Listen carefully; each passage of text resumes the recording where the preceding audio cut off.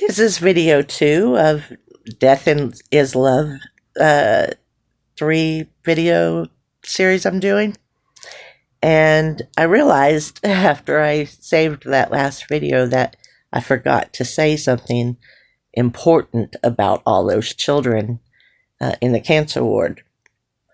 And what I really wanted to get out and tell you, I didn't even mention. It was that those children were the happiest children I've ever seen in my life. They played, they loved each other, they just did everything they could for each other to brighten people's day. They gave it their all. They just loved people who came in. They loved each other. It was just this great floor of love that emanated from the place. That was what my point was going to be, and I kind of got misled.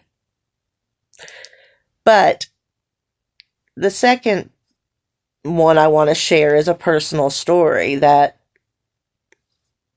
uh, really changed how I see things, but not until later when I processed it. I was 12 when I was hit by a car. I went flying over a car, and I was on a bike, and I landed on my head.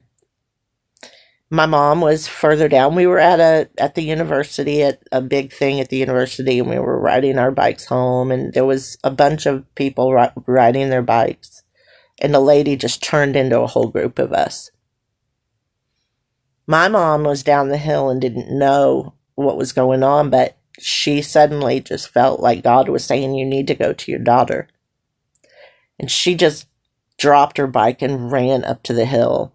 And there was a doctor on scene with me, and he told my mother that the back of my head was caved in and I was not showing any signs of life, that I was brain dead, and there was nothing he could do to help me at this point. And she shoved him aside, laid her hands on me, and said, "In the name of the Lord Jesus Christ, there is nothing wrong with this child." I opened my eyes and started crying and asking her what happened. That doctor about fell over backwards. He was so... And he said, I've seen a miracle here today. I know there is a God. Or something to that effect. And I was just sitting there confused.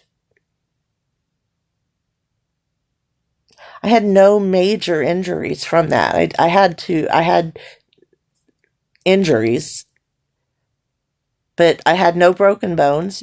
My head was no longer caved in. My back was no longer broken. I was healed.